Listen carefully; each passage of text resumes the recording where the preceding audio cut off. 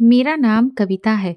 मैं मनोविज्ञान विषय से मानसिक रोगों पर रिसर्च कर रही हूँ और इसी सिलसिले में मैं अपने ही क्षेत्र के एक मेंटल असाइलम में गई थी और वहीं के अधीक्षक से जो क्रिटिकल केसेस होते हैं उनकी जानकारी ले रही थी कि तभी अचानक से चीख पुकार मचने लगी। हांफती हुई एक केयर टेकर और उसके पीछे 4-5 वार्ड बॉय भी दौड़ते हुए आए और अधीक्षक सर से कहने लगे, सर वो 15 नंबर वाली ने आग लगा ली है। सर ने तुरंत कहा, ये क्या हुआ, कब और कैसे? तो वो बताने लगे, सर वो तो पता नहीं, आप देखिए। अधीक्षक सर ने मुझे बैठने का इशारा किया और वो तेजी से केयर टेकर के पीछे गए। कोई 1.25 घंटे के बाद वो दोबारा से अपने कमरे में आए। वो काफी परेशान लग रहे थे। मैंने उनसे पूछा, सब कुछ ठीक तो है ना सर? वो कहने लगे, नहीं, एक्चुअली यहाँ भर्ती एक औरत ने आग लगा ली है और वो तकरीबन 80% तक झुलस गई है। मैंने कहा, अरे ये तो बहुत दुख की बात है। अब तो पुलिस इंक्वायरी होगी। आखिर ये औरत कौन है? सर, क्या मैं जान सकती हूँ? तो सर मुझे बताने लगे कि कुछ साल पहले ही यहाँ आई है। वैसे तो काफ़ी शांत है, लेकिन कभी कभी बहुत एग्रेसिव हो जाती है।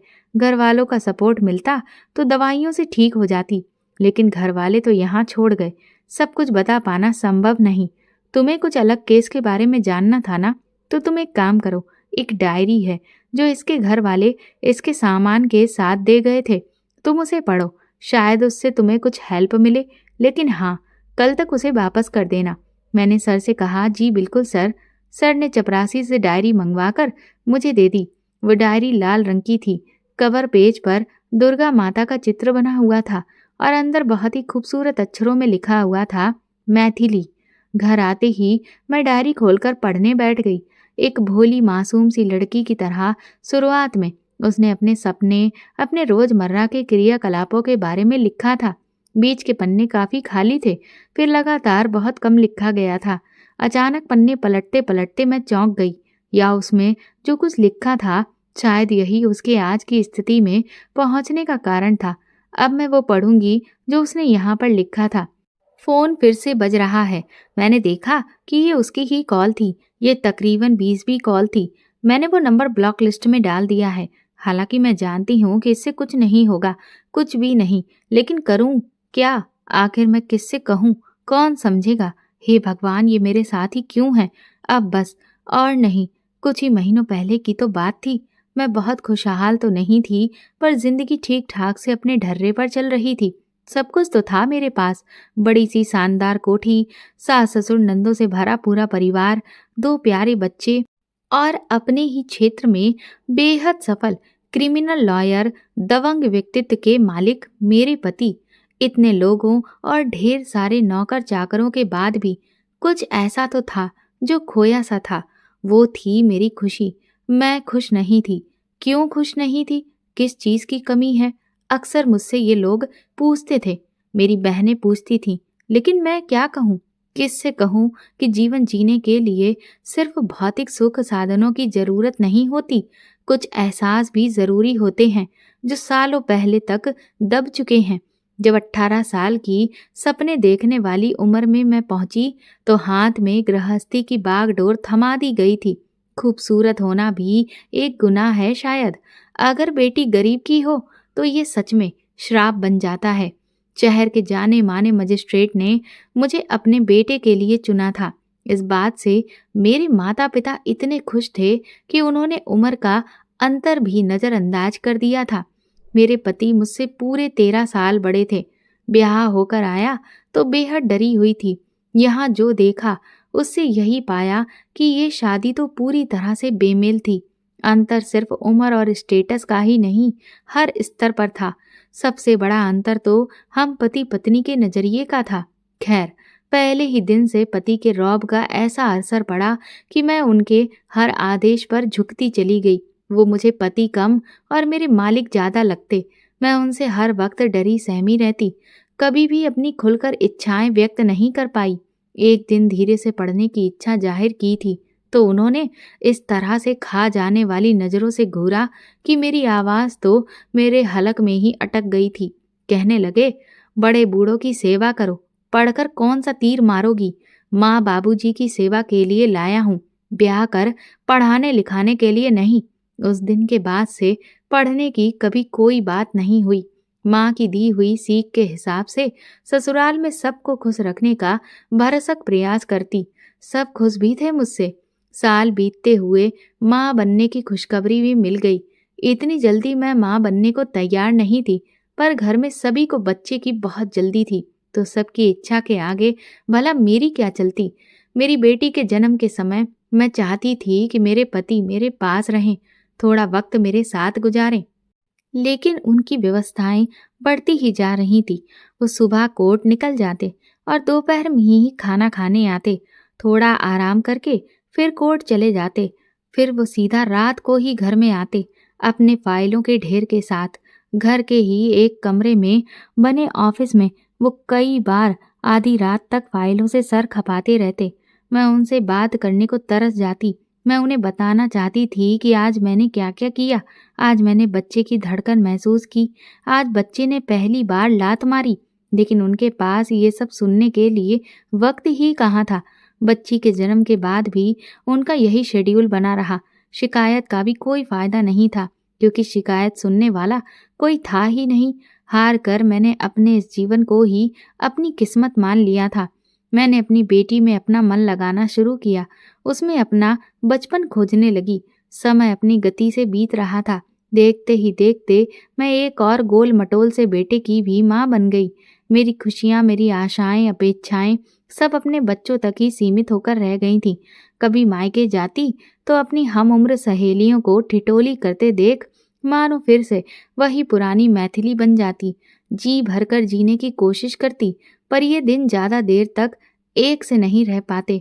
मायके में मुझे ज्यादा रुकने की इजाजत नहीं थी। माँ बाबूजी कटकर रह जाते, मानो अपनी हैसियत से ऊंचे खानदान में लड़की ब्याहने की यही सजा हो। मेरी शादी हुए 16 साल बीत चुके थे। जिंदगी ऐसे ही चल रही थी। एक दिन घर मिलने आई बहन ने कहा, लाओ दीदी, आपका फेसबुक अकाउंट बना दूं। नौकर चाकर होने के बाद भी सारा दिन बस घर में सर खपाती रहती हो। मैंने उससे कहा, छोड़ो, मेरे पास इतना टाइम कहाँ है। मैंने कोई रुचि नहीं दिखाई, पर वो कहने लगी, अरे इसमें करना ही क्या है। इसमें परिवार वाले, स्कूल के दोस्त, पुराने बिछड़े सब यहीं मिल जाएंगे। कभी कभी ऑनलाइन आकर मिलजुल लिया करना, और क्या। मैंने कहा, अच्छा, सबसे फेसबुक पर मिलना हो जाएगा तो फिर ठीक है, बना दे मेरा अकाउंट और मैनेज करना भी सिखा दे। उसने फेसबुक अकाउंट बनाया और मेरी एक अच्छी सी तस्वीर भी डीपी में लगा दी। कुछ परिवार वालों को रिक्वेस्ट भी भेज दी थी। काम से फुर्सत होकर मैं कभी कभी फेसबुक देख लेती। सबको जन्मदिन की बधाई देना और डीपी पर लाइक करने के अलावा कुछ नया, ये मन बांधने जैसा कुछ भी नहीं मिलता तो 5 मिनट में ही बंद भी कर देती थी। एक रात पतिदेव तो ऑफिस में ही बैठे रहे। मैं फेसबुक चलाकर इंतजार के लम्हे काट रही थी कि तभी एक नोटिफिकेशन चमका। किसी ने रिक्वेस्ट भेजी थी। यूं तो मैं रुचि न होने की वजह से रिक्वेस्ट नहीं देखती थी, ना कंफर्म करती थी, पर उस दिन समय काटने के लिए आज मैंने रिक्वेस्ट भेजने वाले की प्रोफाइल खोली। रजत मिश्रा, उम्र 24 साल, बनारस। भेजने वाले की डीपी काफी आकर्षक थी। मैं देखने लगी। काफी तस्वीरें थीं, बहुत सारी मनोरंजक पोस्टें भी थीं। ऐसा लगता था ये रजत काफी मनमौजी और हंसने हंसाने वाले स्वभाव का बंदा था। मैं मुस्कुरा पड़ी। इतने सालों बाद आज अनायास मेरे होठों पर मुस्कुराहट आई थी। पति के लौटते ही मैंने फेसबुक बंद कर दिया। इन्होंने तो मुझ पर नजर डालने की जहमत भी नहीं उठाई और बेड पर एक तरफ पीट करके सो गए। मेरे मुंह से कराहसी निकल गई थी, क्योंकि कल मेरा जन्मदिन है और मैं कब से ये प्रतीक्षा कर रही थी कि ये आएंगे और एक मुबारकबाद मुझे जरूर देंगे। मेरी कोई मांग नहीं थी कि मुझे गहने चाहिए, कपड़े चाहिए। बस इतना ही चाहती थी कि एक बार ये प्यार से अपने हाथों में मेरा हाथ लें और मेरे जन्मदिन पर मुझे सिर्फ एक प्यार भरी मुबारकबाद दे दें। लेकिन हर बार की तरह ये रात भी यूं गुजर गई। दोपहर से काम से फ्री होकर मैं लंच पर उनके आने का इंतजार कर रही थी, ताकि गरम रोटियां सेक कर खिला सकूं। थोड़ी देर सोचते हुए फोन उठाया तो एक और नोटिफिकेशन चमक रहा था। वो मैसेज रिक्वेस्ट का था। देखा तो ये कल वाले लड़के के ही मैसेज रिक्वेस्ट थी। उसने लिखा था, रिक्वेस्ट कबूल करने का क्या लेंगी मोहतरमा? कब से आवेदन किया है, कृपया कर निवेदन स्वीकार करें। उसकी ऐसी भाषा शैली पर हंसी आ गई। मैंने अभी उसकी रिक्वेस्ट कंफर्म नहीं की थी, ना मैसेज का कोई जवाब दिया। पतिदेव आ गए थे। मैंने तुरंत खाना लगाया। स्पेशल लंच की ओर भी उनका कोई ध्यान नहीं गया। खाना खाते हुए भी लगातार वो फोन पर बात कर रहे थे। मन में कहीं ये इच्छा फिर एक बार उठकर दफन हो गई कि वो मुझे बर्थडे विश करते। खैर, उनके जाने के बाद मैं बहुत देर तक अपने घर वालों से फोन पर बात करती रही। मन भारी होता जा रहा था। रात में भी खाना खाकर वो सोने चले गए तो मेरे सब्र का बांध टूट गया। क्या मैं सिर्फ एक काम वाली बाई की हैसियत रखती हूँ? वो भी पगार लेती है, छुट्टियां लेती है। मैं तो बिना पगार, बिना छुट्टी वाली बाई हूँ। आंसू पोंछते हुए न जाने क्यों मैंने फोन उठाया। नेट ऑन किया तो फिर एक नोटिफिकेशन। मैंने जिज्ञासा बस देखा। उसी लड़के ने फिर मैसेज भेजा था, रिक्वेस्ट एक्सेप्ट नहीं करनी तो मत करिए मैडम, पर बर्थडे विश तो ले लीजिए। Happy birthday ma'am. मैं आश्चर्यचकित थी। मेरा पति घोड़े बेचकर सो गया। 24 घंटे में उसने एक बार भी मुझे विश नहीं किया था। पर ये पराया लड़का, इसे क्या पड़ी है मुझे विश करने की? ना चाहते हुए भी मेरी उंगलियों ने मैसेज रिक्वेस्ट एक्सेप्ट पर क्लिक कर दिया। मैंने टाइप किया थैंक यू और सेंड कर दिया। फिर तुरंत ही उधर से जवाब आया, मैसेज रिक्वेस्ट कबूल करने का शुक्रिया मैडम। अब फ्रेंड रिक्वेस्ट कब कबूल करेंगी? मैंने कहा, मैं अनजान लोगों का मित्रता निवेदन स्वीकार नहीं करती। वो कहने लगा, ठीक है तो कुछ दिन बाद बात कीजिए, जब अनजान ना रहूं तब दोस्त बना लीजिएगा। साथ में मुस्कुराते हुए 2 इमोजी भी भेज दिए। मैंने कहा, अरे मुझे तुमसे बात नहीं करनी। तो बोला, लेकिन क्यों मैडम? क्या मैं इतना बुरा लगता हूँ? क्या मैं बदतमीज मवाली लगता हूँ? मैंने कहा, ऐसा कुछ नहीं है, बस मुझे इसमें कोई रुचि नहीं है, ना मेरे पास इतना टाइम है। ये मैसेज करके मैंने नेट ऑफ कर दिया और सोने की कोशिश करने लगी। 2 दिन तक मैंने फेसबुक नहीं चलाया और ना नेट ऑन किया। लेकिन लोग शांति से रहने कहाँ देते हैं। बहन ने फोन किया, व्हाट्सएप पर मैसेज किया, तुमने देखा ही नहीं, सब ठीक तो है ना? मैंने कहा, हाँ ठीक है, बस फुर्सत नहीं मिली। मैंने टालने की कोशिश की, लेकिन मजबूर होकर नेट ऑन करना ही पड़ा और ऑन होते ही मैसेंजर के मैसेज पॉपअप होने लगे। मैंने सोचा, हे राम, इतना कौन याद कर रहा है मुझे? व्हाट्सएप से पहले मैंने मैसेंजर खोल दिया। उसी लड़के के मैसेज थे, 1-2 नहीं बल्कि कई सारे। लिखा था, गुड मॉर्निंग मैडम, आज आप ऑनलाइन नहीं आई, लगता है आप नाराज हैं मुझसे। सॉरी, पर प्लीज ऑनलाइन आइए, आज दूसरा दिन है। आज भी आप नहीं दिखी, क्यों? उदासी भरे इमोजी। क्या हुआ है आपको? तबीयत ठीक है ना मैडम? मुझे अब चिंता हो रही है। भगवान करे आप ठीक हो। नाराजगी, उदासी, तबीयत खराब जो भी है बताइए प्लीज। उसके बाद एक के बाद एक लगातार दुखी भाव प्रदर्शित करने वाले इमोजी थे। हद है, ये लड़का तो पीछे ही पड़ गया। चाहता क्या है? आखिर ये तो तय था कि मैं फेसबुक पर नहीं हूँ तो भी ये मैसेज भेजता रहेगा। सोचा इससे बात ही कर लूं। मैंने उसे रिप्लाई दिया, मैं ठीक हूँ और फालतू के मैसेजेस भेजना बंद करो। 5 मिनट बाद ही जवाब आया। फिर फेसबुक से नाराजगी थी या मुझसे? मैंने कहा, तुम सारा दिन ऑनलाइन रहते हो, कोई काम नहीं है क्या? कहने लगा, आपके मैसेजेस के इंतजार में ऑनलाइन है, वरना खाली नहीं हूँ। खेती बाड़ी है, बटाई पर खेत दिए हैं और भैया के साथ उनके बिजनेस को देखता हूँ। मैंने कहा, मेरी इतनी चिंता करने की जरूरत नहीं है तुम्हें, समझे? इस पर आपका जोर नहीं है। आप मुझे रत्ती भर भाव ना दें, पर मैं आपकी चिंता करूंगा, ये मेरी इच्छा है। मैंने कहा, मान ना मान, मैं तेरा मेहमान? कौन हो तुम मेरे जो चिंता कर रहे हो? मेरे घर वाले हैं मेरी चिंता करने को। बोला, जी मैडम, आप खुशकिस्मत हैं जो इतने लोग हैं आपके लिए, पर मुझे और कुछ नहीं तो एक अपना अदना सा दोस्त या शुभचिंतक ही समझ लीजिए। मैंने कहा, तुम तो पीछे ही पड़ गए। बोला, जब तक दोस्ती स्वीकार नहीं करेंगी पीछे पड़ा रहूंगा, ब्लॉक करेंगी तो दूसरी तीसरी आईडी से आऊंगा। मैंने कहा, पर क्यों? बोला, आप अच्छी लगती हैं मुझे, बहुत अच्छी। आपको देखकर लगता है आपसे बात करूं। मैंने कहा, चुप करो अब, मुझे गुस्सा आ रहा है। तो कहने लगा, बस आपसे बात करना अच्छा लगता है, गुस्सा करना है तो कर लीजिए, खूबसूरत लोगों पर गुस्सा जचता है। गुस्सा करते हुए अपनी एक पिक भी भेज दीजिएगा।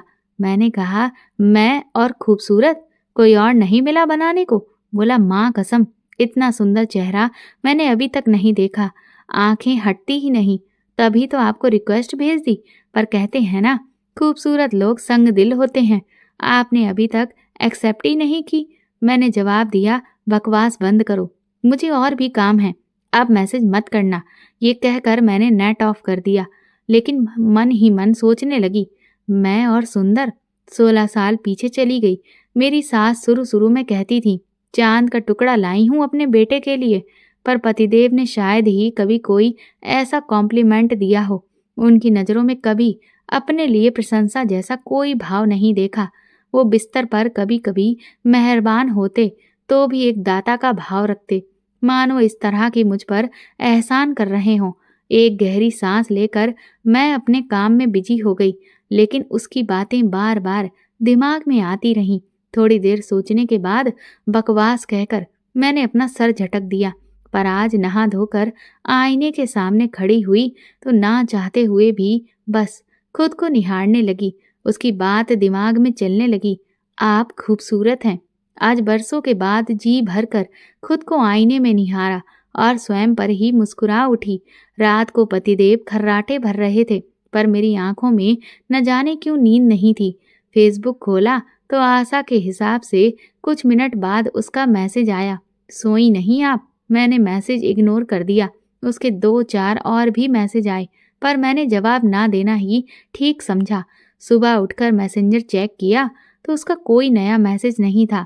चलो, शायद समझ गया कि मुझे उसकी पंचायत अच्छी नहीं लग रही। लेकिन आश्चर्य हुआ मुझे जब पूरे दिन उसका कोई मैसेज नहीं आया। आज छठा दिन था और अब तक उसका कोई मैसेज नहीं आया था। शायद समझ गया है कि मैं उसे नज़रअंदाज करती हूँ, पर कहीं वो बीमार तो नहीं। मुझे उसकी चिंता न जाने क्यों हो रही है। मैं खुद से ही सवाल जवाब कर रही थी। एक बार पूछना तो चाहिए, पर वो क्या सोचेगा। मैंने उसकी प्रोफाइल खोली। उसके दोस्तों ने उसे टैग करके उसके जल्दी ही स्वस्थ होने की कामना करते हुए पोस्ट की थी। इसका मतलब वो सच में बीमार है। एक बार तो पूछना ही चाहिए। मैंने हिचकते हुए मैसेज किया, हेलो, कैसे हो? घंटे भर बाद जवाब आया, आपने पूछ लिया, अब अच्छा हूँ। मैंने कहा, क्या हुआ तुम्हें? तो बोला, एक्सीडेंट। मैंने कहा, कब, कहाँ, कैसे? तो बोला, जब आपने मैसेज देकर भी जवाब नहीं दिया तब आपकी नज़रअंदाज करने की वजह से हुआ। मैंने कहा, भक, सच बताओ, कैसे हुआ? वो बोला, सच कह रहा हूँ, मैं झूठ नहीं बोलता।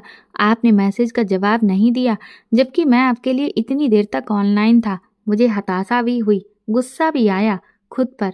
दोस्तों के साथ बाइक पर ड्राइव पर निकला था, गुस्सा हावी था। तेज स्पीड में अचानक ब्रेक लगाने से बाइक स्लिप हो गई। मैंने कहा, ज़्यादा तो नहीं लगी? तो उसने अपनी तस्वीर भेज दी। हाथ और चेहरा जख्मी था। चेहरे पर एक तरफ कान के ऊपर टांके थे, हाथों में तो जख्म ही जख्म थे। मुझसे देखा नहीं जा रहा था। मैंने गेट वेल सून लिखकर भेज दिया। कहने लगा, आप बात करती रहोगी तो जल्दी ठीक हो जाऊंगा। मैंने कहा, ये क्या पागलपन है? बोला, अब है तो है, सिर्फ आपके लिए है, आप स्पेशल हो मेरे लिए। उसकी बात सुनकर एकदम से दिल धड़क गया मेरा। ऐसा तो कभी इतने सालों में किसी ने नहीं कहा मुझे कि मैं उसके लिए स्पेशल हूँ, और ये पराया लड़का। मैंने कहा, तुम आराम करो। बोला, फिर बात करेंगे ना? मैंने कहा, हाँ करूँगी। कहने लगा, पक्का? मैंने कहा, हाँ पक्का, अब आराम करो। आज शाम को मंदिर में दीपक जलाते हुए मैंने उसके लिए भी प्रार्थना की थी। अब तो ये एक सिलसिला बन गया। मैं रोज कभी 10, कभी 15-20 मिनट उससे बातें करती। उसके जख्म तेजी से भर रहे थे। वो रोज अपनी तस्वीर मुझे भेजता और पूछता, मेरी स्मार्टनेस में कमी तो नहीं आई है ना? मैं हंस देती, कहती, नहीं, बहुत स्मार्ट हो। बोला, कोई लड़की पसंद तो कर लेगी ना? टांकों के निशान देखकर भाग तो नहीं जाएगी? मैंने कहा, नहीं, आंख बंद करके पसंद कर लेगी। बोला, कैसे विश्वास करूं? आपने तो अभी तक पसंद नहीं किया, पेंडिंग में डाल रखी है रिक्वेस्ट। मैंने कहा, अरे लो, एक्सेप्ट कर ली। बोला, धन्यवाद मैडम। मैं हंस पड़ी। बोला, आप हंस रही हो ना? मैंने कहा, तुम्हें कैसे पता चला? बोला, मैं मन पढ़ लेता हूँ। मैं बोली, बिना देखे? तो बोला, आप अगर चाहो तो देख कर पढ़ूं, आप वीडियो कॉल कर सकती हो। मैंने कहा, नहीं नहीं, इसकी कोई ज़रूरत नहीं है। तो कहने लगा, डर गई आप? मैंने कहा, कैसा डर? बोला, यही कि आपको देखकर आपके दिल की सारी बातें ना जान जाऊं। मैंने कहा, अच्छा, अब आराम करो, मैं कल मिलती हूँ। आज उसका बर्थडे था। मैंने विश किया तो चहक कर बोला, गिफ्ट नहीं दोगी? मैंने कहा, क्या गिफ्ट चाहिए? तो बोला, नाराज तो नहीं होगी आप? मैंने कहा, बताओ तो, बिना जाने कैसे कह दूं? फिर बोला, एक वीडियो कॉल, बस 5 मिनट की, प्लीज। मैंने कहा, ओफो, ये लड़का तो। मैंने कहा, लाओ वीडियो कॉल कर लेती हूँ। वह चहक उठा, थैंक यू, थैंक यू। मुझे तो लगा था कि डांट दोगी।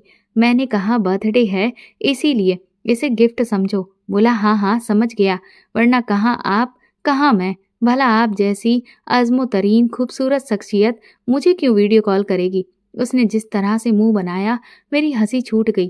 पागल है बिल्कुल। कहने लगा, आपकी वजह से हम दोनों हंसने लगे। इस हंसी मजाक में पता ही नहीं चला कि कब वो मैडम से सीधा नाम लेने लगा। आप से तुम पर आ गया। उससे बात करना मुझे भी अच्छा लगने लगा।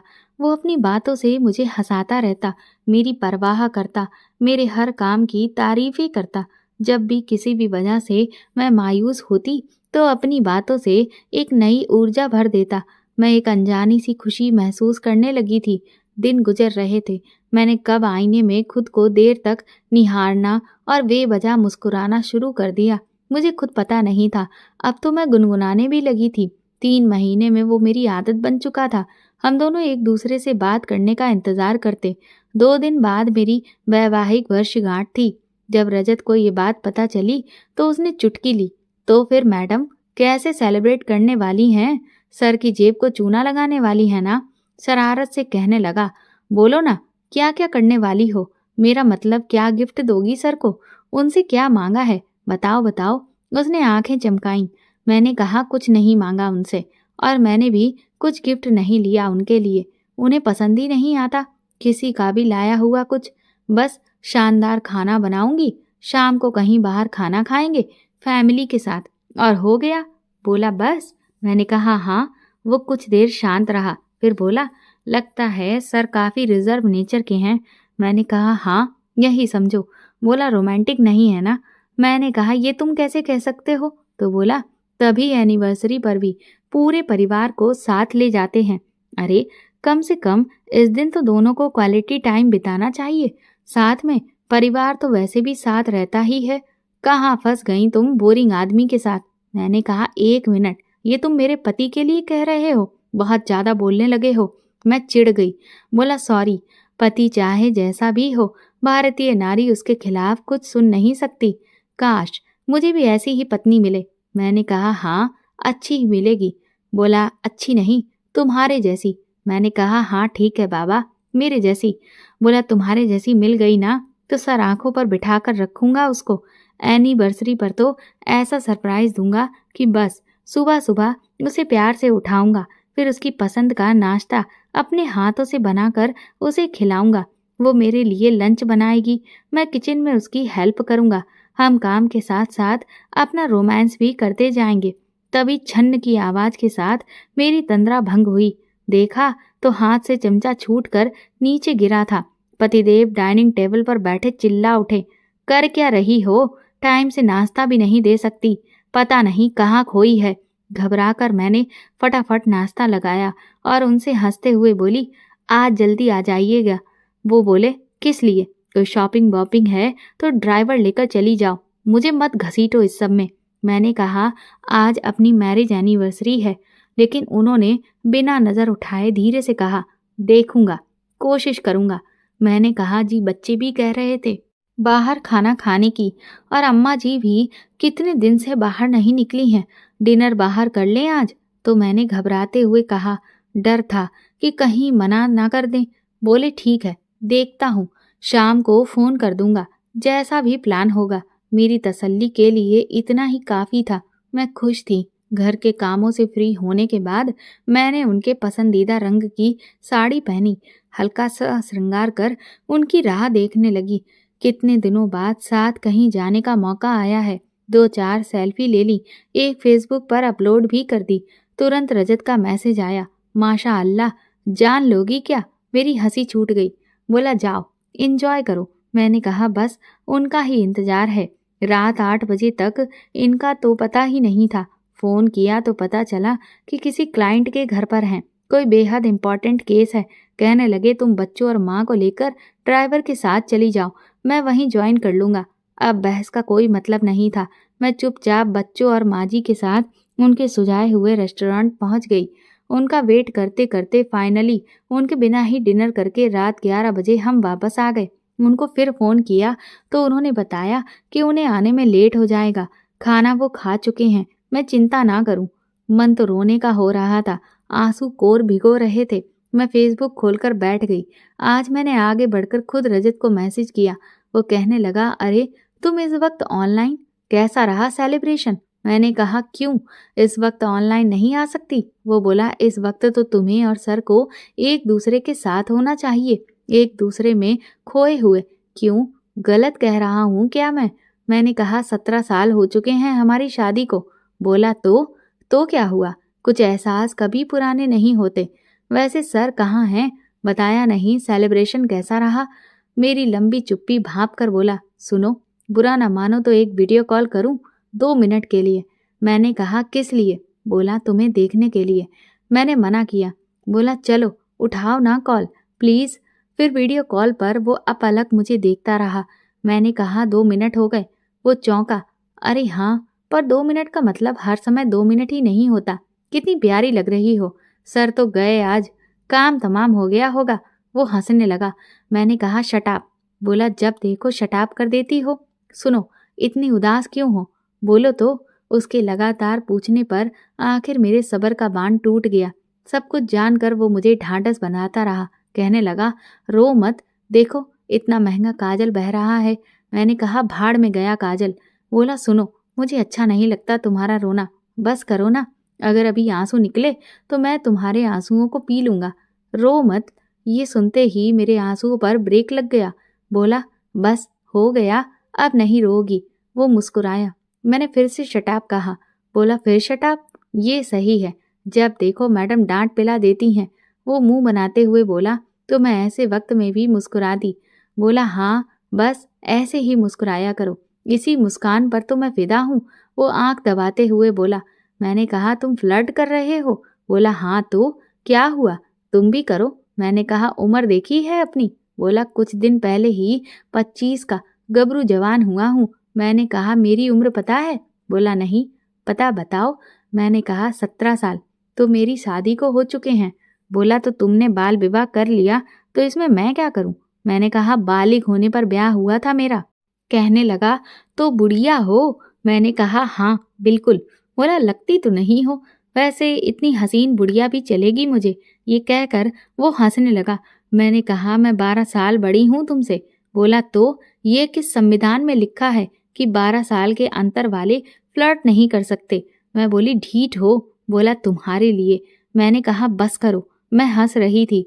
बोला बस क्यों, अभी तो शुरू किया है। मैंने कहा बस और नहीं, मैं शादीशुदा हूँ। बोला तो शादीशुदा औरतों को खुलकर जीने हंसने का हक नहीं होता क्या? मैं चुप हो गई थी। मैंने कहा रजत, अब मैं रखती हूँ फ़ोन। बोला ओके, वादा करो उदास नहीं होगी। मैंने कहा हाँ नहीं होंगी। मैंने फ़ोन तो रख दिया था, पर उसकी एक एक बात देर तक मेरे कानों में गूंजती रही। ये कब आए, कब आंख लगी, मुझे तो कुछ पता ही नहीं चला। दूसरे दिन मैं रोज की तरह अपने काम में लग चुकी थी। ये आए और कैफियत देते हुए बोले, वो कल मैं बुरी तरह से फंस गया, इसीलिए आ नहीं पाया। हम किसी और दिन बाहर चलते हैं। मुझे आश्चर्य हुआ, ये कब से कैफियत देने लगे? मैंने कहा कोई बात नहीं, मैं जानती हूँ आप बिजी थे। फिर मुझसे कहने लगे, यही बात तुम हमारी बेटी रचना और बेटे साहिल और माँ को भी समझा दो। वो लोग सुबह से बस शिकायतें लेकर चालू हैं। अब मैं समझी, तो ये कारण है कैफियत देने का, मतलब इन्हें कोई ग्लानि तो है ही नहीं। दोपहर को मैं हमेशा की तरह जब थोड़ा फ्री हुई तो फेसबुक खोल लिया। रजत ने कई हास्य व्यंग पोस्ट किए थे। मैं खुलकर हंस पड़ी। ये लड़का कितना जिंदा दिल है, जिंदगी को जीने वाला, ढोने वाला नहीं है मेरी तरह। मेरे मुंह से एक आहा निकली। तभी उसका मैसेज आया, हाल कैसा है मोहतरमा का? मैंने कहा ठीक है। बोला मैं आज गांव जा रहा हूँ। मैंने कहा अच्छा? बोला क्या अच्छा है इसमें? वहाँ तो नेट ही नहीं चलता। मैंने कहा तो फेसबुक बिना मन नहीं लगेगा। बोला तुमसे बात किए बिना मन नहीं लगेगा। मैडम फेसबुक तो बस एक बहाना है। मैं बोली तो फिर? बोला मुझसे इतनी बड़ी हो फिर भी हर बात समझानी पड़ती है। अपना नंबर दो देवी, जिससे फोन पर बात होती रहे, वरना मैं वहां रह नहीं पाऊंगा। मैं वैसे किसी को यूं नंबर नहीं देती, पर रजत आम नहीं रह गया था मेरे लिए। अब इन कुछ महीनों में वो बहुत खास हो गया था मेरे लिए। बिना सोचे विचारे मैंने उसे नंबर दे दिया। अब मैसेंजर से वो मेरे व्हाट्सएप पर आ गया था। बातें भी अब पहले से ज्यादा होने लगी। ये रिश्ता क्या था? मेरे लिए तो वो मेरा सबसे अच्छा दोस्त था, जिससे मैं धीरे धीरे सब कुछ शेयर करने लगी थी। खैर, करवा चौथ का दिन था, मेरा व्रत था। वो बोला काश कोई मेरे लिए भी व्रत रखती। मैंने कहा रखेगी ना तुम्हारी बाली? बोला पता नहीं कब आएगी मेरी बाली। मैंने कहा जब लेकर आओगे। बोला वो मेरे लिए व्रत रखेगी, मैं उसके लिए व्रत रखूंगा। मैंने कहा अच्छा, और हंस पड़ी। बोला हाँ, वो अकेली क्यों भूखी प्यासी रहे? वो मेरी लंबी उम्र के लिए व्रत रखेगी तो मुझे भी तो उसकी लंबी उम्र के लिए व्रत रखना चाहिए ना। मैंने कहा फिर तो वो बहुत भाग्यशाली होगी। बोला बेशक, मेरी बाली भाग्यशाली ही होगी। न जाने क्यों मन में कुछ कसक सा गया था उसकी बातें सुनकर। कहने लगा जब पूजा के लिए तैयार होना तो एक पिक मुझे भी भेज देना, मैं तुम्हें देखना चाहता हूँ। मैंने ना हाँ कहा ना कहा। मैं आज का दिन सिर्फ और सिर्फ अपने पति का ध्यान करते हुए बिताना चाहती थी, तो कह दिया कि आज बिजी रहूंगी, मैसेज मत करना। वो शायद समझ गया था। रात फिर वही कहानी दोहराई गई। मेरे पति कभी समय पर मेरे लिए घर आने का वादा पूरा नहीं कर पाए थे। ऐसे समय में मैं हमेशा यही सोचती कि मैं उनके लिए अहमियत रखती भी हूँ या नहीं। मेरी स्थिति सिर्फ घर परिवार का ध्यान रखने वाली, खाना बनाकर देने वाली और कभी कभार पति पत्नी की जरूरत पूरी करने वाली ही होकर रह गई है। साल में एक बार, एक दिन ये मेरी एक छोटी सी इच्छा भी पूरी नहीं कर सकते। मैंने जीवन में जब जब उनकी उपस्थिति महसूस करनी चाहिए, ये हमेशा अनुपस्थित ही मिले। कैसे पति हैं ये?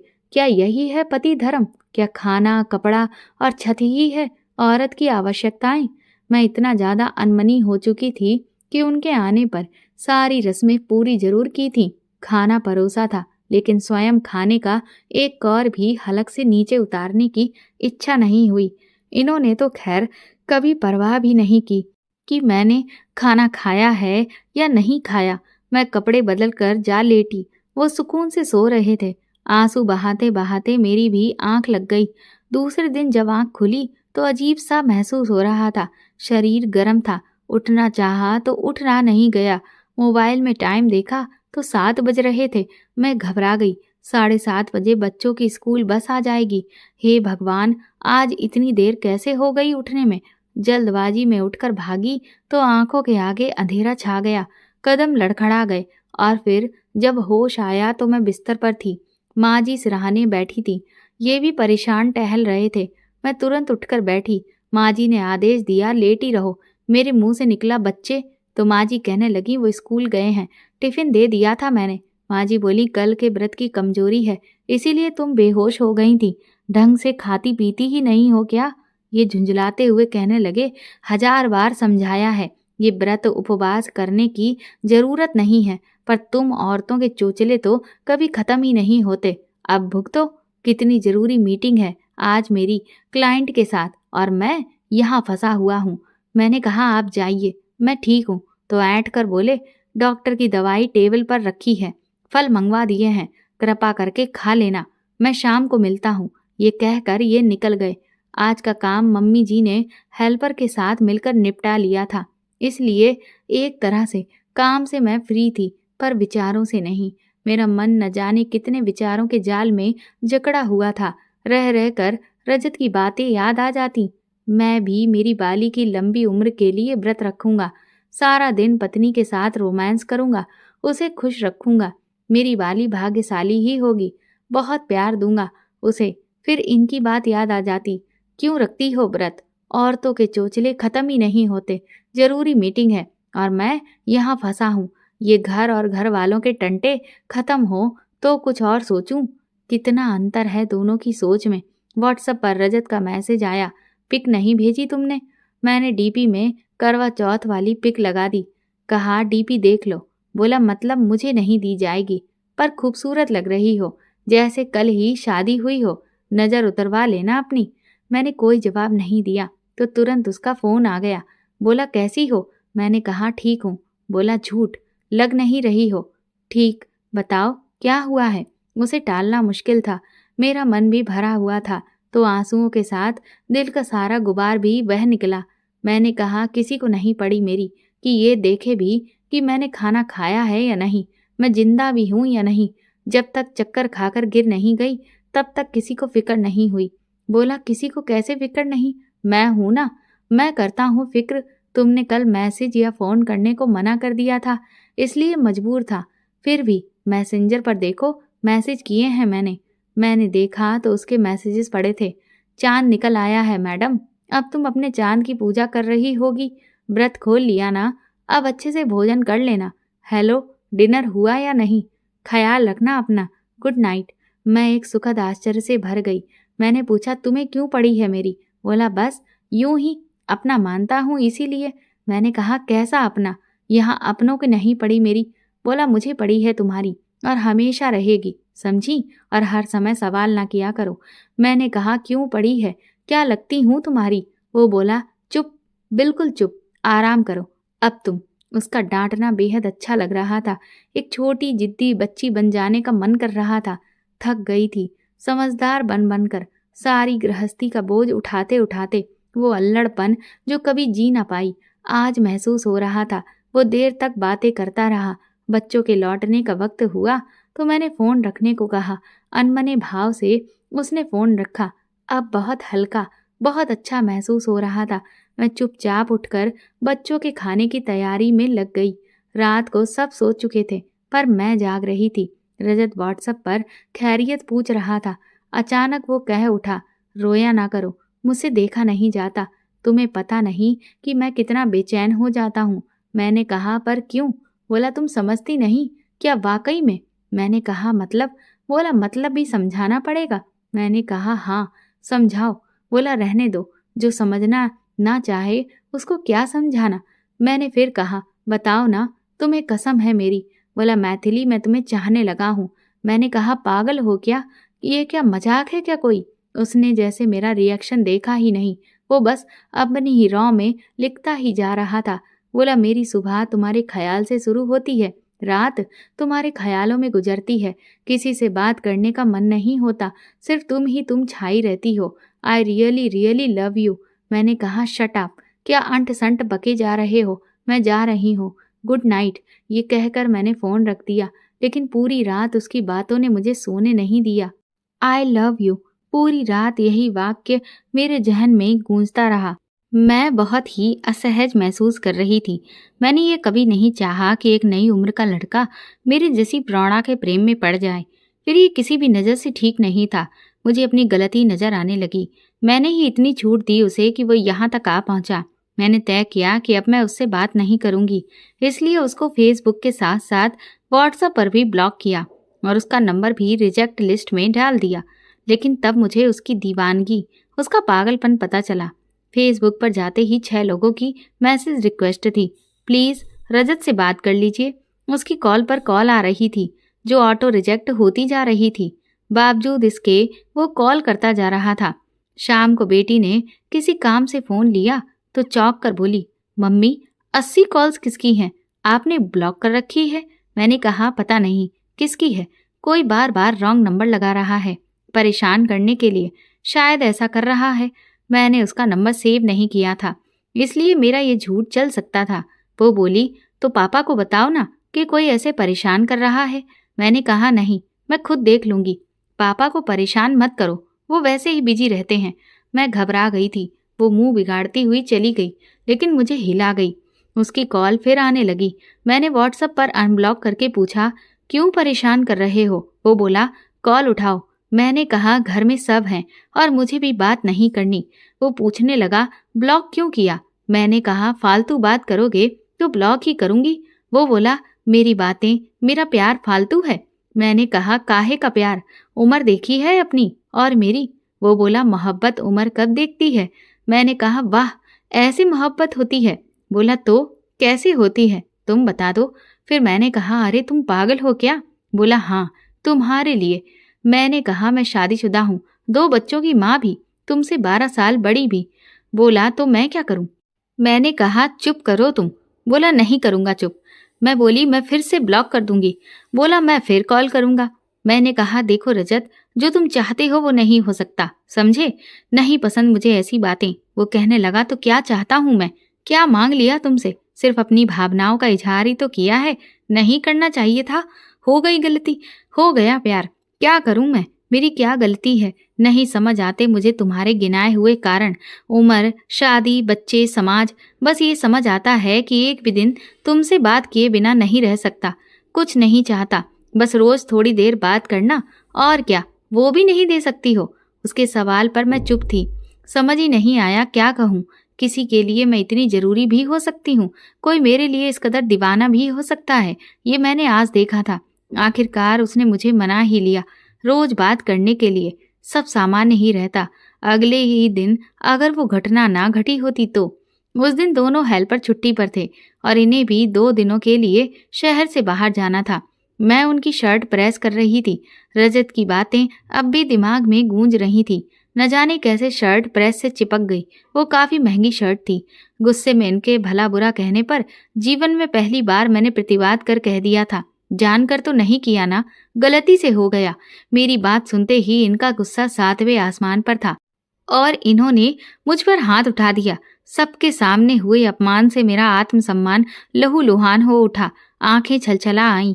उनके जाने के बाद बहुत देर तक कमरे में बैठी आंसू बहाती रही। किसी ने मेरा पक्ष लेने की या मुझे सांत्वना देने की कोशिश भी नहीं की। ये बात भी कचोट रही थी।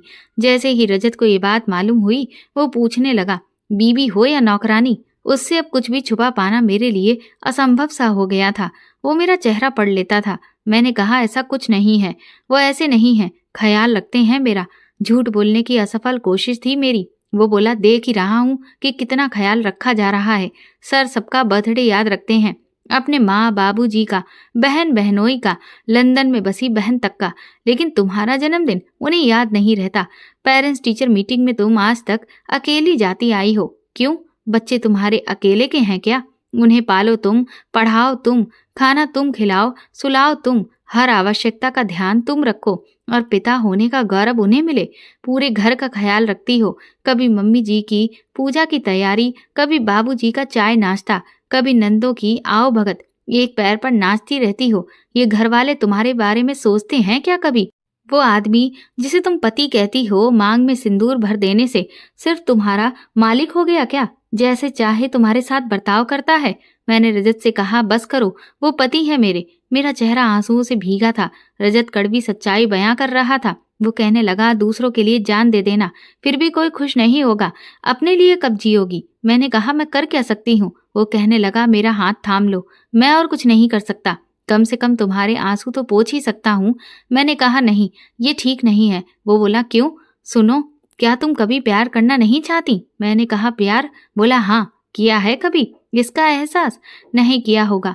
मैं सोच रही थी, मैंने शादी अब तक पूरी निष्ठा से निभाई थी, पति पर सर्वस्व अर्पण किया था, लेकिन प्यार शब्द इस रिश्ते से गायब ही था।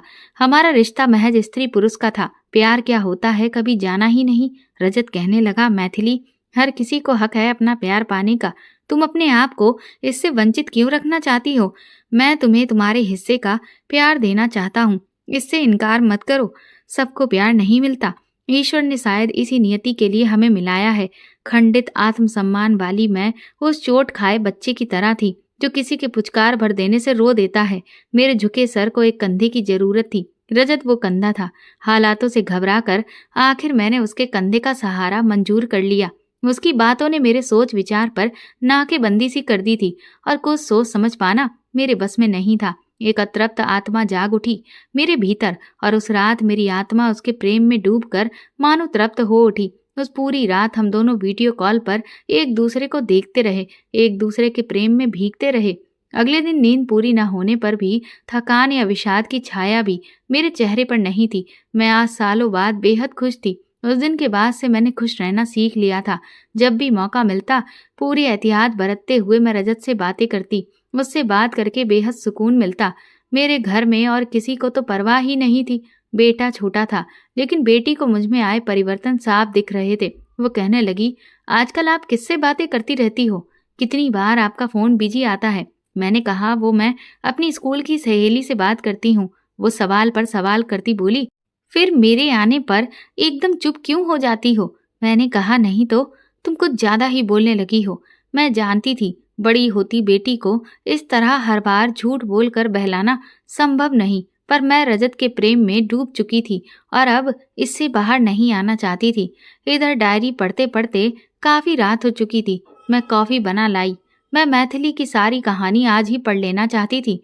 ऐसा नहीं है कि इस तरह की घटना मैंने पहली बार सुनी हो, पर मैं जानना चाहती थी कि ऐसा क्या हुआ कि इतने बड़े लॉयर की बीवी आज इस हाल में पहुंच गई। कॉफी की चुस्की लेते हुए मैंने अगला पन्ना पलटा, जिस पर लिखा था, रजत हर बार पहले से ज्यादा वाचाल, पहले से ज्यादा उन्मादी होता जा रहा था। पति की तरह हक जताता था, जो मुझे अच्छा लगता। अब वो कई बार मिलने की ख्वाहिश जाहिर करता। मैं भी उससे मिलना चाहती थी, पर यह मेरे लिए ऐसे संभव नहीं था। बनारस में मेरी बहन रहती थी। गर्मियों की छुट्टी में वहां जाने का प्लान बनाया। पतिदेव बच्चों की जिद पर हमें वहां भेजने को तैयार हो गए।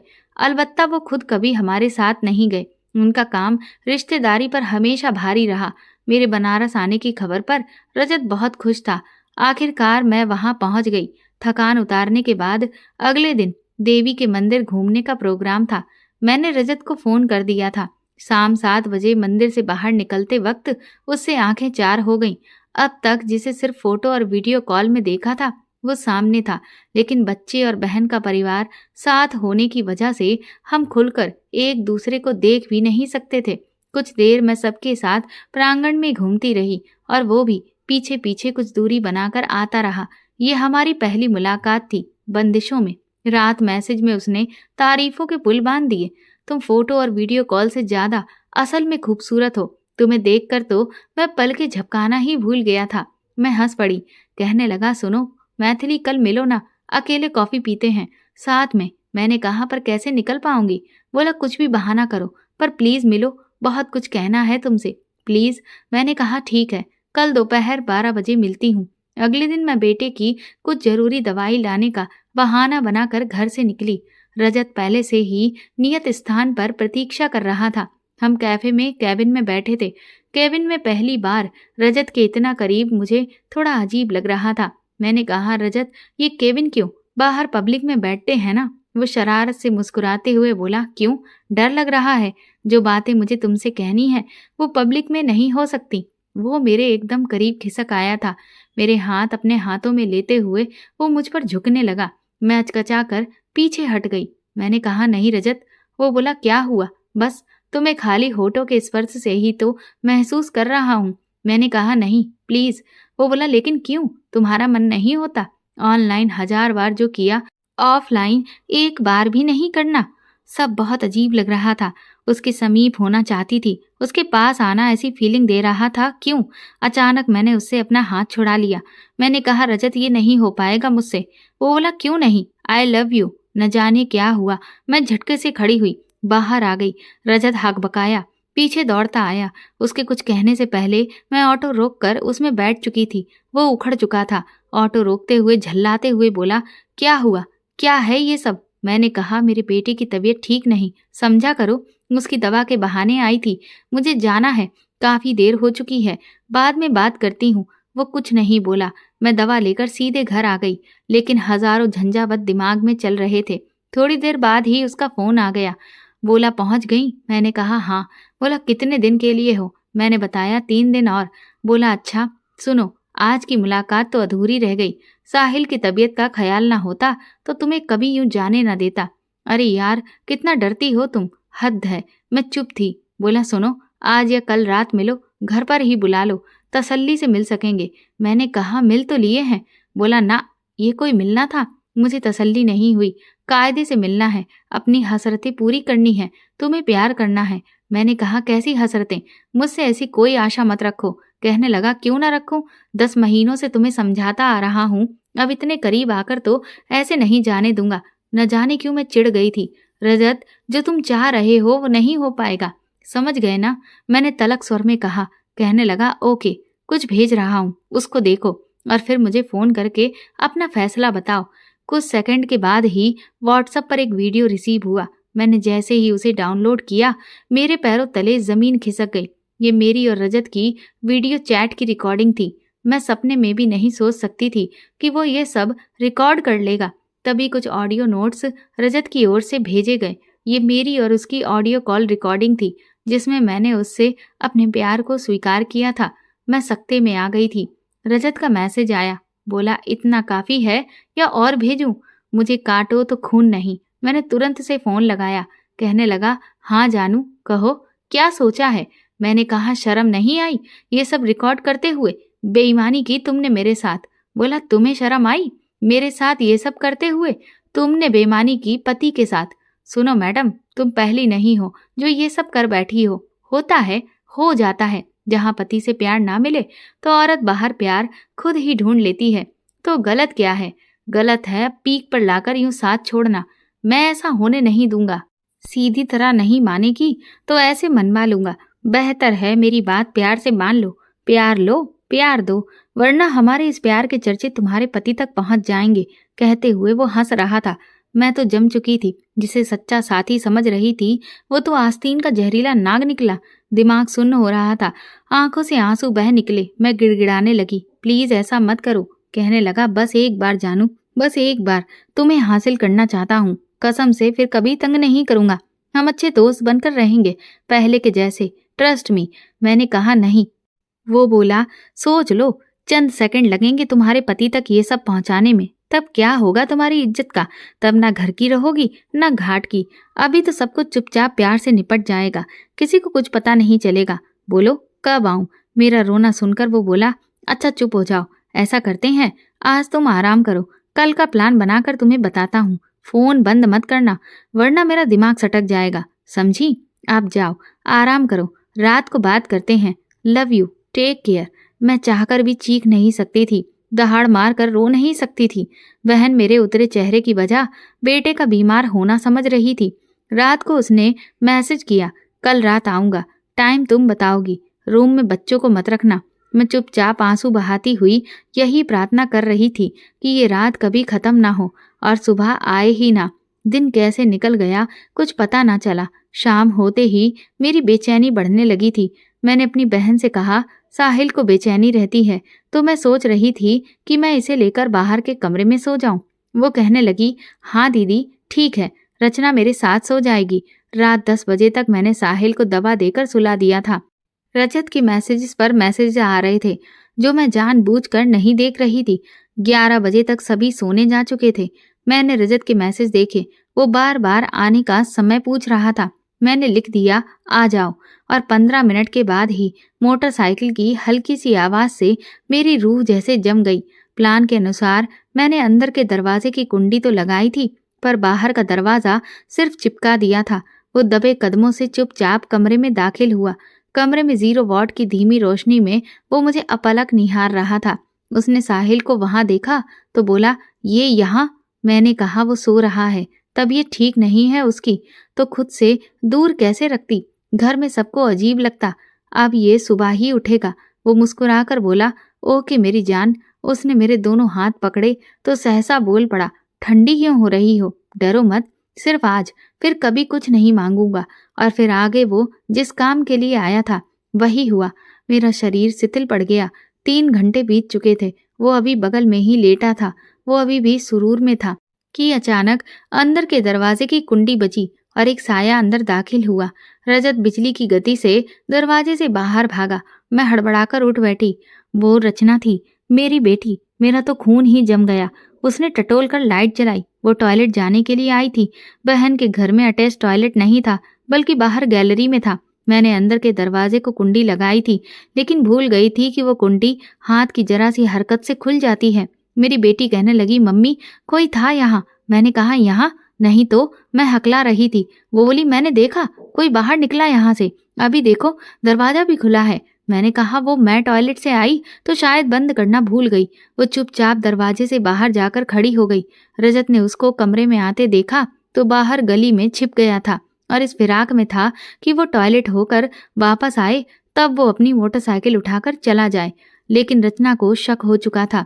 वो चुपचाप दरवाजे की ओट में खड़ी थी। थोड़ी देर बाद ही गली में छुपा रजत बाहर आया और मोटरसाइकिल स्टार्ट करने लगा तो वो अंधेरे में उसे गौर से देखने की कोशिश करने लगी। रजत ने भी उसे देखते हुए देख लिया था। वो फटाफट वहां से निकल गया। रचना वापस आई। उसका चेहरा लाल हो रहा था।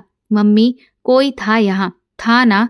मैंने कहा तुम्हें भ्रम हो रहा है, चश्मा भी नहीं लगाया तुमने और कुछ भी बोले जा रही हो। यहाँ कौन होगा भला? रचना की दूर की नजर कमजोर थी। वो बोली, अभी मैंने किसी को बाइक पर जाते हुए भी देखा। चश्मा होता तो अच्छे से पहचान लेती। मैंने कहा कोई किराएदार होगा बेटा, उसी को देखा होगा। लेकिन वो कुछ नहीं बोली क्योंकि नजर कमजोर होने और अंधेरा होने से उसने जो भी धुंधला देखा उसको साबित नहीं कर सकती थी। वो चली गई पर मैं उस रात सो नहीं पाई। सब बर्बाद हो चुका था। मेरा स्वाभिमान बचा ही नहीं था। स्वयं से घिन हो रही थी। पर इस विषय में सोचने से ज्यादा मुझे ये सोचना था कि रचना भूल से भी रात की घटना का जिक्र किसी से कर ना बैठे। सुबह मेरी हालत खराब हो रही थी। नहा धोकर फिर बिस्तर पर लेट गई। रचना ने किसी से कुछ भी नहीं कहा था।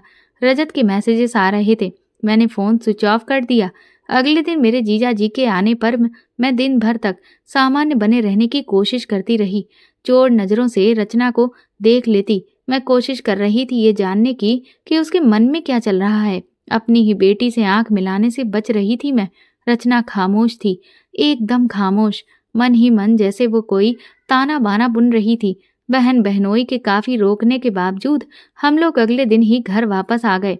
घर आते ही मेरे पति भुनभुनाने लगे, फोन क्यों स्विच ऑफ है तुम्हारा? मैंने कहा जी वो साहिल की तबीयत ठीक नहीं थी तो उसको डिस्टर्ब ना हो इसलिए किया था। रात में वो फिर ऑन करना भूल गई। मैं इतना बोलने में ही पसीने से नहा गई। ये रचना से बोले, फोन ऑन कर दो मम्मी का, तुम चाय बनाओ जरा। मैं उनके सामने रचना को फोन देने से मना ना कर सकी। मेरा दिल जोरों से धड़क उठा, कहीं रजत कोई फोन या मैसेजेस ना कर दे। हालांकि उसकी सारी चैट और कॉल लॉग मैं क्लियर कर चुकी थी, लेकिन फिर भी चोर को हर समय अपने पकड़े जाने का डर होता है। रचना ने फोन के साथ साथ नेट भी ऑन कर दिया था। मैं इन्हें कमरे में चाय देकर ड्राइंग रूम में आई, जहां रचना मेरा फोन देख रही थी। मैंने उसकी तरफ चाय बढ़ाते हुए कहा, चाय? तो वो झटके से फोन सोफे पर फेंक कर बड़बड़ाई, खुद पी लो अपनी चाय और बात मत किया करो मुझसे। वो तेजी से निकलकर अपने कमरे में चली गई। मैं घबराई सी फोन देखने लगी। रजत के मैसेजेस थे, यानी जिसका डर था वही हुआ। मैं मैसेजेस पढ़ने लगी। उसने लिखा था, फोन क्यों बंद कर रखा है यार, परेशान हो गई क्या मुझसे? कोई नहीं, घर पहुंचकर कॉल करना, और मैं तो बहुत मिस कर रहा हूँ। उम्मीद है तुम भी मुझे मिस कर रही होगी। साथ में किस वाली इमोजी भी थी। अब मैं क्या करूं? कैसे अपनी ही बेटी की नजरों में गिरने से खुद को बचाऊं? मैं हिम्मत जुटाकर उसके कमरे में पहुंची। रचना मेरी बच्ची, मुझसे इतनी नाराजगी? वो शून्य में घूर रही थी। मैंने उसे हिलाया तो वो चिहुकती हुई बोली, उस रात वो ही था वहां आपके साथ। मुझे पता है, आप बहलाने की कोशिश मत करो। बच्ची नहीं हूं मैं। क्यों मम्मी, क्या हो गया है आपको? क्यों दूर होती जा रही हैं आप हम सबसे? मैं तो जैसे आसमान से गिरी दूर होती जा रही हूँ बेटा। नहीं, ऐसा नहीं है। वो कहने लगी, पहले की तरह आप नॉर्मल नहीं रहती। हर वक्त खुद में गुम। पहले की तरह ख्याल होता है आपको हमारा? आपको मैं अभी बच्ची लगती हूँ? मैं 16 साल की हो चुकी हूँ। मम्मी घबराओ मत, पापा से कुछ नहीं कहूंगी, क्योंकि मैं नहीं चाहती कि जो आधी अधूरी माँ मेरे और भाई के पास है वो भी हमसे छिन जाए। मैंने कहा, नहीं रचना, मैं पहले तुम्हारी माँ हूँ। मैं तुम्हारा और साहिल का चेहरा देखकर ही अब तक जीती आई हूँ।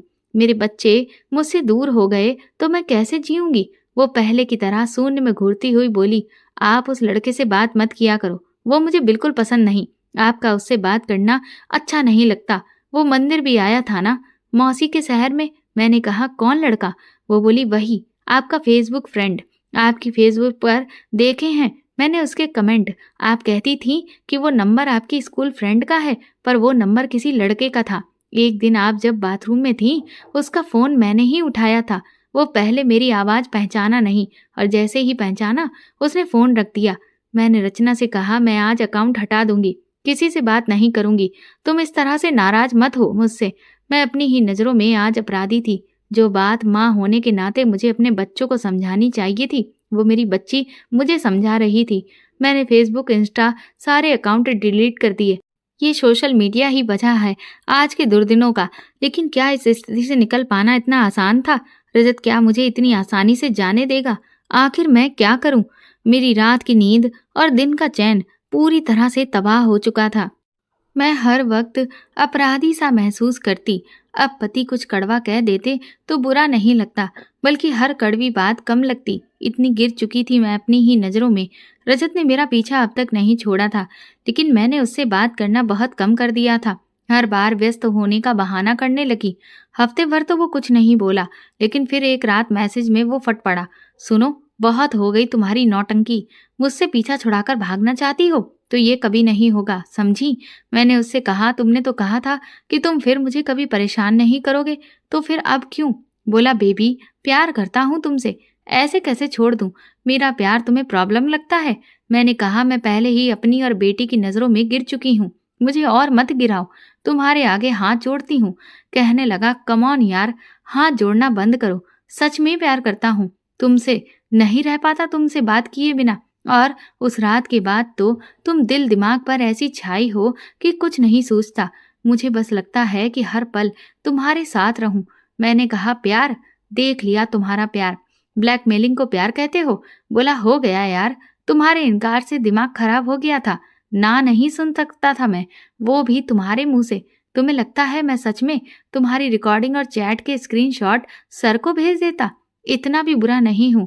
I really love you. मैंने कहा, शट अप, मुझे तुमसे नफरत हो रही है। बोला, ओके जी, हो जाऊंगा शट अप, बस एक बार देखने का मन हो रहा है तुम्हें, वीडियो कॉल पर आओ ना।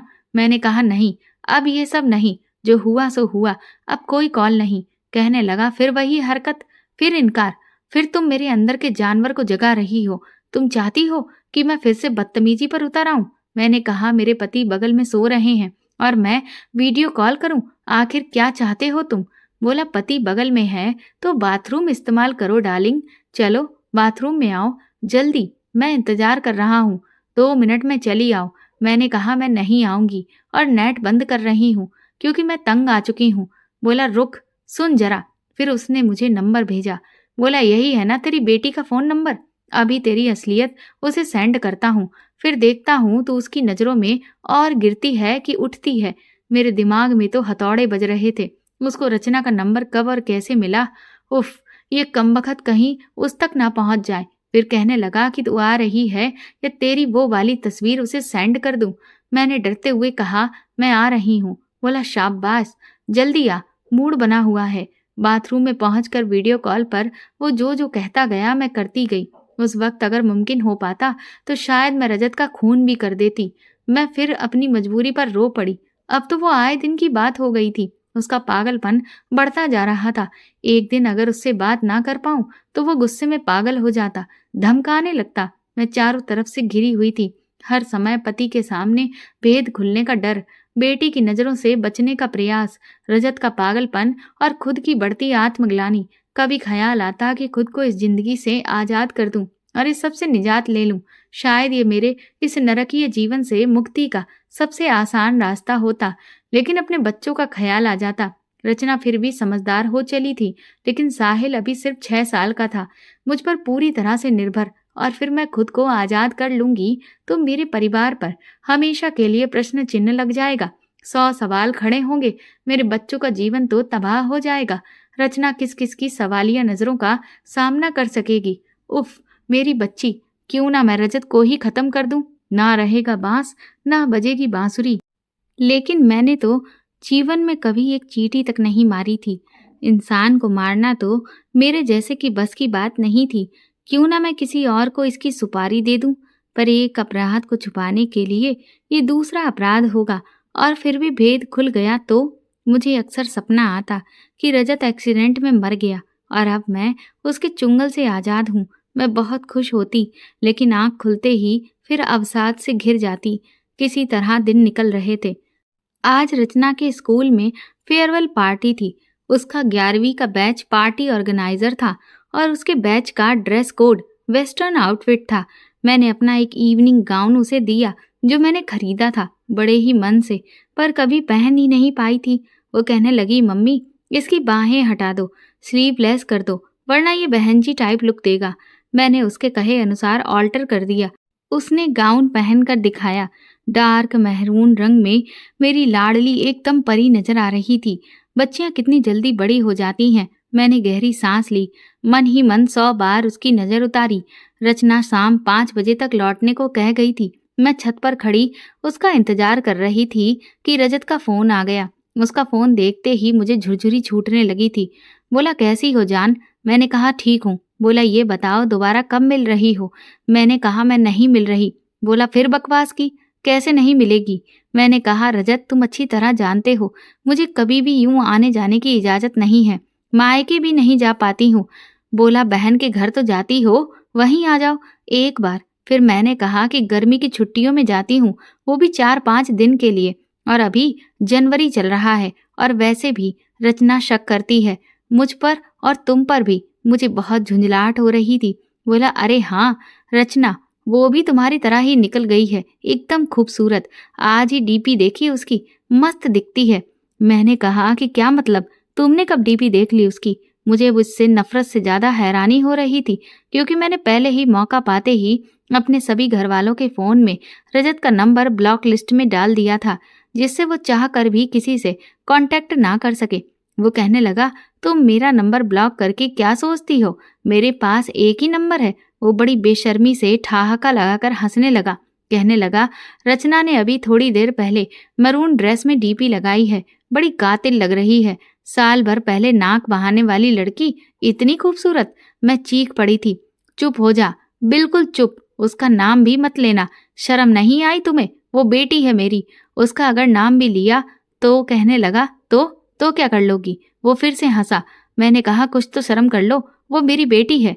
कहने लगा, तुम्हारी बेटी है, मेरी नहीं। मेरे लिए वो सिर्फ एक लड़की है। तुम्हारी और मेरी उम्र में 12 साल का अंतर है, जबकि उसकी और मेरी उम्र में सिर्फ 9 साल का। मैं नफरत से बोली, तुम इंसान तो हो ही नहीं सकते। वो बड़ी बेशर्मी से हंसता हुआ बोला, राक्षस हूँ, कुत्ता हूँ, पर तुम्हारा हूँ। तो बोलो, अब कब मिल रही हो? अब तो पानी सर से ऊपर जा चुका था। उसकी नापाक नजरें मेरी बच्ची पर पड़ रही थी। ये मैं किसी भी कीमत पर होने नहीं दे सकती थी, चाहे मरना ही क्यों ना पड़े। मैं अपनी बच्ची को कभी किसी गंदी नजर का स्पर्श होते हुए भी नहीं देख सकती थी। उस रात और अगले दिन मैंने बहुत सोचा, अब और देर करना ठीक नहीं था। जो होगा देखा जाएगा। दिन रात की ब्लैकमेलिंग, स्त्रीत्व का लुटते जाना और उस पर भी अपने बच्चों पर नापाक साए का पड़ना मेरी बर्दाश्त के बाहर था। अब और घुटन और दलदल में गिरते जाना मुझे मंजूर नहीं था। आखिर बहुत हिम्मत करके मैंने एक फैसला ले ही लिया। न जाने किस आंतरिक प्रेरणा से मैं अपने पति के सामने खड़ी थी। मुझे आपसे बेहद जरूरी बात करनी है।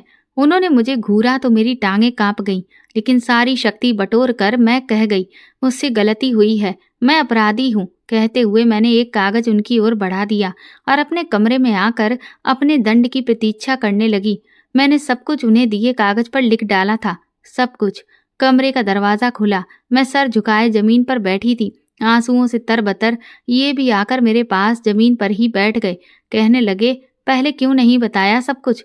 क्यों सहती रही? मैं हैरान थी, बेहद हैरान। ये मेरा हाथ अपने हाथ में लेते हुए डूबती सी आवाज में कह रहे थे, गलती तुमसे ज्यादा मेरी है। पत्नी बनाकर ले आया, पर पत्नी की बजाय काम वाली की तरह समझ लिया। मेरी अपनी खुशी ही दिखती रही, तुम्हारी खुशी का कभी सोचा ही नहीं।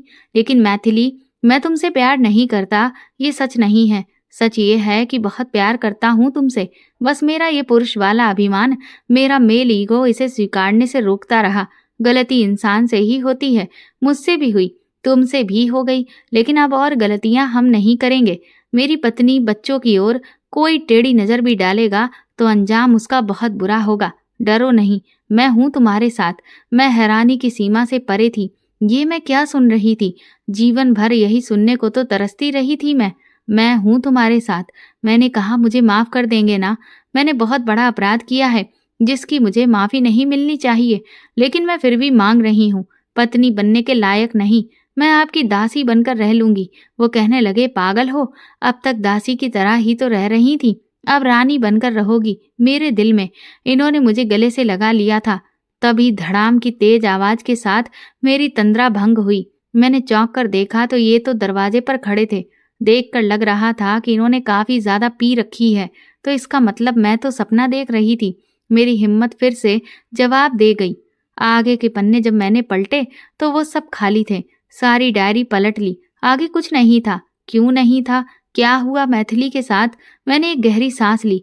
इन सब बातों का जवाब मुझे कल ढूंढना था। घड़ी रात के 2:30 बजा रही थी। मैं डायरी टेबल पर रखकर बिस्तर में दुबक गई। मैं नियत समय पर असाइलम पहुंच गई। अधीक्षक के केबिन में हम मैथिली के प्रकरण पर ही चर्चा कर रहे थे। 2 पुलिस वाले भी वहां मौजूद थे, जो सारी जानकारी ले रहे थे। उन्होंने घटना होने के ठीक बाद मेरे द्वारा मैथिली की डायरी ले जाने पर आपत्ति भी जताई, लेकिन अधीक्षक महोदय ने उन्हें मेरी ओर से मुतमईन कर दिया। मैं अब मैथिली के असाइलम में आने की वजह जानना चाहती थी। मैथिली के केस की जांच कर रहे अधिकारी ने बताया कि उनकी अब तक की छानबीन के अनुसार 5 साल पहले ये महिला बुरी तरह से घायल अवस्था में अस्पताल लाई गई थी। इसके घर वालों ने ये बयान दिया था कि ये 2 मंजिला सीढ़ियों से फिसलकर गिरी है। महिला कुछ भी बताने की स्थिति में नहीं थी। उसके पति के दबंग व्यक्तित्व और रसूख के चलते एक्सीडेंट का केस मानकर जांच बंद कर दी गई थी। मैंने पूछा, सर ये जली कैसे और क्यों? तो पुरानी कर्मचारी इसके बारे में बताने लगी कि अवैध संबंधों के चलते पति ने मारा और पागल घोषित करके यहाँ पटक गए। कई बार इसके घर वालों को सूचित किया कि ये ठीक है, आप इसे यहाँ से ले जाएं, पर किसी ने कोई जवाब नहीं दिया। ये सारा दिन बेटी का नाम रटती है। तो कुछ दिन पहले ही अधीक्षक सर ने इसकी बेटी को इसकी सूचना देकर इससे मिलने को कहा था, पर उसने तो मिलने से साफ इनकार कर दिया। ये बातें इसने सुन ली थी। शायद बच्चों से मिल पाने की इसकी आखिरी उम्मीद भी ध्वस्त हो गई। यहाँ एक छोटा सा मंदिर भी है। इसने मंदिर से माचिस उठाई होगी। क्योंकि ये पागल नहीं थी तो इस पर हम इतनी नजर नहीं रखते थे। मैंने अधीक्षक महोदय से मैथिली को देखने की इच्छा व्यक्त की। हम अस्पताल के बर्न वार्ड पहुंचे। रह रहकर उसकी चीखें दिल दहला रही थीं। पूरी तरह से कवर से ढकी उसकी बॉडी। मैं अंदाजा लगाने की कोशिश कर रही थी कि ये महिला जो आज इस स्थिति में है कितनी खूबसूरत रही होगी। रह रहकर उसके मुंह से रचना मेरे बच्ची यही प्रलाप गूंजता। मेरी आंखें बरबस गीली हो उठी। मैंने पूछा, उनके घर वालों से कांटेक्ट हुआ? कोई आया? तो अधीक्षक महोदय ने कड़वाहट से नहीं में सर झटक दिया। बोले, जिन्होंने इसे पागल करार देकर यहाँ छोड़ दिया और आज तक सुध नहीं ली, वो अब क्या आएंगे? ये सीढ़ियों से नहीं फिसली थी। इसको जानवरों की तरह मारा गया था, प्रताड़ित किया गया था, इतना टॉर्चर किया गया कि ये सुध बुध खो बैठी। पर पुलिस तो, ये अंदर की बात है, इसलिए मुझे पता है पुलिस क्या करे। रसूखदारों के आगे बेबस है। इसके किराएदार और पड़ोसियों ने तस्दीक की थी इसकी प्रताड़ना की, लेकिन बाद में सब मुकर गए। इनके किराएदार मकान खाली कर गए। बाद में केस ही बंद हो गया। मुझे बेहद अफसोस और दुख हो रहा था मैथिली के लिए।